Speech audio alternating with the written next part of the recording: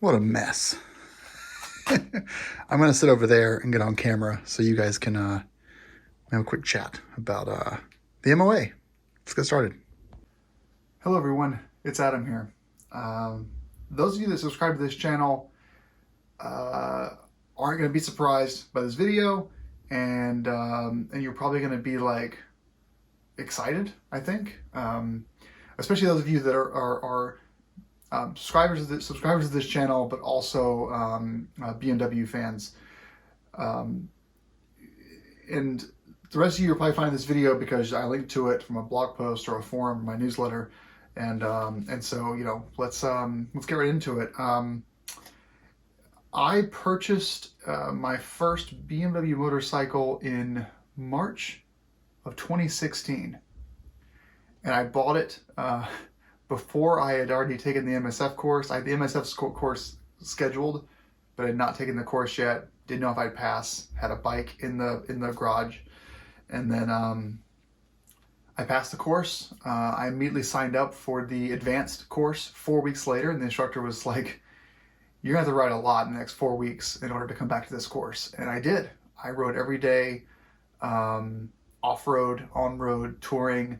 And I came back and I aced the advanced course, and I signed up for a dirt-focused course later that year. But by July, I had done a road trip to and from Pittsburgh via Columbus, and I went to my first BMW motorcycle rally, the Yankee Beamer's Penny River Rally, that June. And by the end of the first year, I had ridden 12,000 miles on my BMW. And the following spring, I joined the Vermont BMW Club, the Quebec BMW Club, and the Yankee Beamers, and the MOA. And so I'm a member since 2016 of the MOA. And in 2019, I decided to put my name in the hat for regional coordinator for the New Hampshire and the Vermont area. At the same time, I became a board member for the Vermont BMW Club, which has over 400 members, and it's been a real, just even with the last year due to COVID, it's just been a real joy to be a part of the MOA as a regional coordinator, and the Vermont BMW Club as a director, and now vice president of that club. Wes, one of the digital marketing guys for the MOA at the Lebanon, Tennessee rally in 2019, invited me to the Owner's News contributor dinner, and I told him I didn't contribute anything. He says, "I bet you will." And this month, well, in September of 2020, I made the cover of the Owner's News magazine. It was a photo taken of a friend on the Northeast BDR on his old Airhead. And then in, I think, December or January, I made the cover for a photo that we took in Colorado. And then just this month, March 2021, it's so easy to find the article I wrote because it's literally the center page. And it's so great to have to have this from our trip to Colorado in the magazine. And of course, Bill is a great editor. Makes me sound good. The last bit of news that I'll talk to you guys about is this month, instead of renewing my MOA membership, I decided to upgrade to a lifetime membership and put the money up. I was talking to a guy at one of the regional coordinator meetings in 2019. He told me he bought a lifetime membership for like $150 in the 80s. And I'm like, oh, that's a great idea. I could have bought a lifetime membership in 2016 and it would be paid for by now.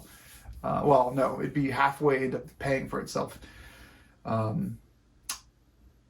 So that's me. I am a primarily dirt rider on my GS and my Husky.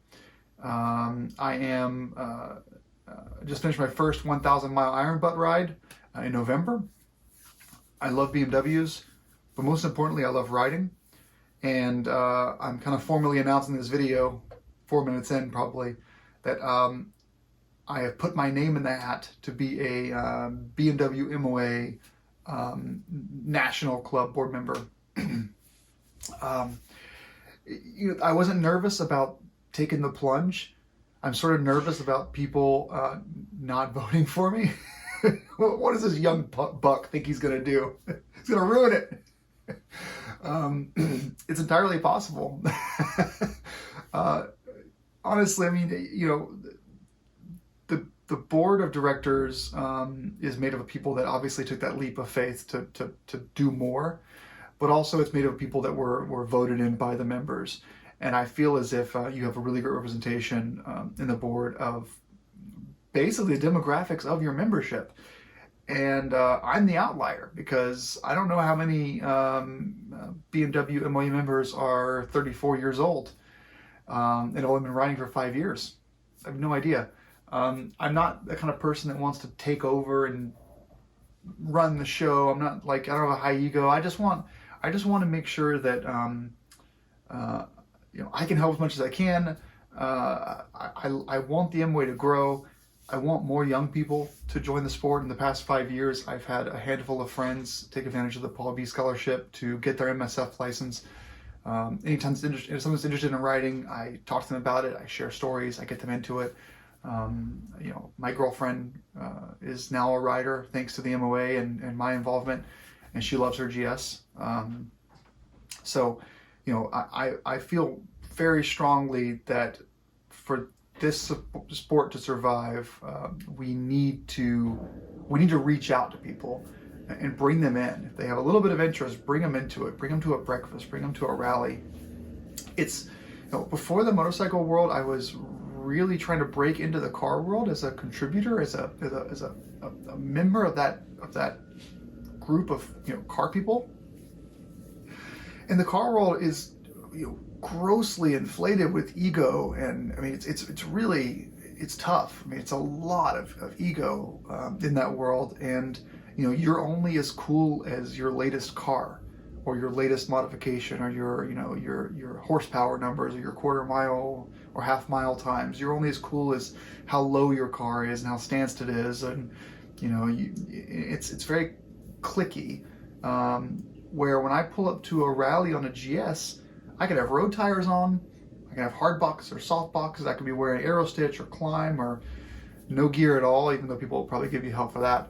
I can choose to go around the world, or I can choose to never go past Starbucks. And the motorcycle community just supports you, and everyone is there for each other, and it's such a giving community. And I've felt so honored to be a part of it for the last 5 years. I can't imagine doing any other hobby than spending time with people who love riding and people who love travel and seeing new things. I mean, the motorcycle for us is this vessel that takes us to places and it transports us to a place. We may have been a million times, but the journey is different because we arrived there on a bike. And all the things that happen when you're riding a motorcycle, the flat tires, the oil leaks, the computers and ABS screwing up and running out of gas, and because your fuel level indicator is faulty. Not saying that BMWs are inherently flawed, but motorcycles are raw and it's just you on a steel frame and a motor, and anything can happen between your house and where you're going, and so everything about the BMW community of motorcycle riders is just really made me feel like I have a family, and so I want to give back, but I also really want to see what I can do as a young person in growing this community to be bigger, whether that's the stories I tell in the magazine, the people I meet and interact with, my YouTube videos, my podcast, my blog, my posts on Adventure Rider and the MOA forums, whatever it is that I can do to make people approach motorcycles with a new level of comfort, I want to do it. Like, a lot of my YouTube videos don't make money where I talk about installing different Farkles and reviewing them and stuff, but what I've done is I've made taking apart this Husky 701 or taking apart this R1200 GSA easier, because I went through the whole process in the video, and someone's gonna go, oh wow, I can do that. It's actually less intimidating than I thought it would be.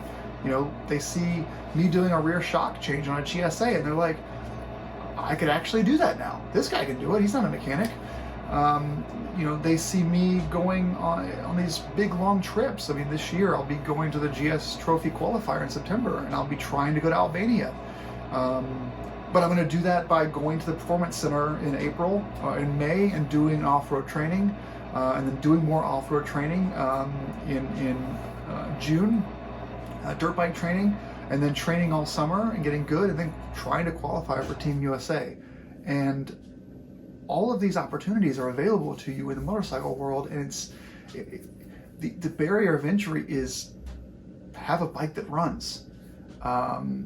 The guy that was on the cover of the September issue with me doing the BDR, he's 18. He went and bought the cheapest Airhead on Vermont Craigslist and put some new tires on it, and then just rode around on road, off road, up hills, over rocks. It doesn't matter about ground clearance. He has a crappy bash plate, and now he's joined the MOA, and he was in this month's issue as a new member.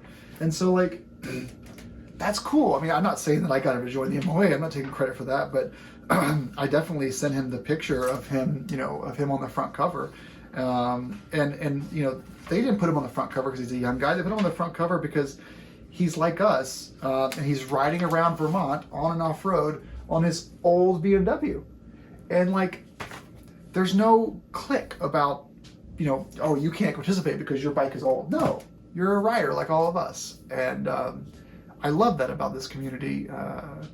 It's brand agnostic. There are going to be assholes in every single community, but in the motorcycle riding world, it's been very rare that I've been on the side of the road and had someone not stop to ask me if I'm okay. That's a rider.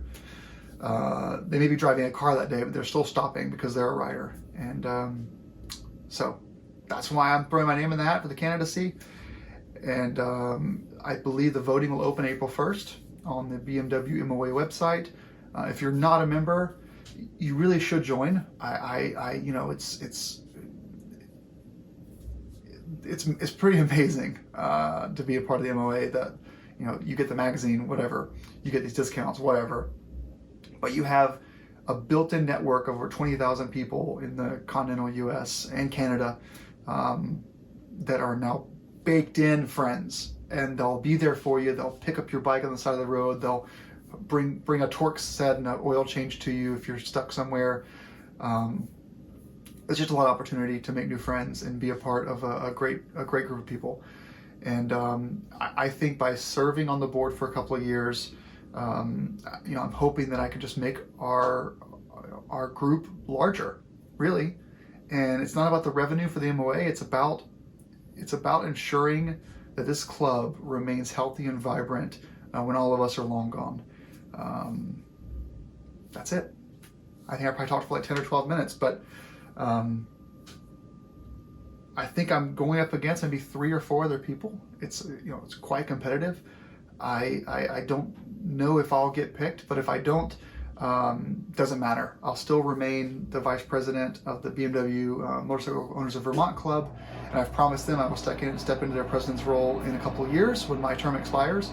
In addition, I will remain a New Hampshire and Vermont regional coordinator, and I will also continue to go to all the local rallies, and I'm a member of the BMW Riders of Southern Maine, Granite State, New Hampshire BMW Club, the Vermont Club, Yankee Beamers, as well as the Quebec Club, and the RA, and the AMA.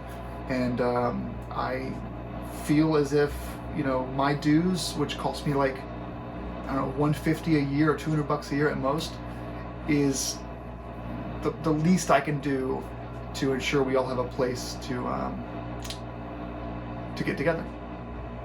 Okay, April 1st, vote for me if you feel like I'm up to the task.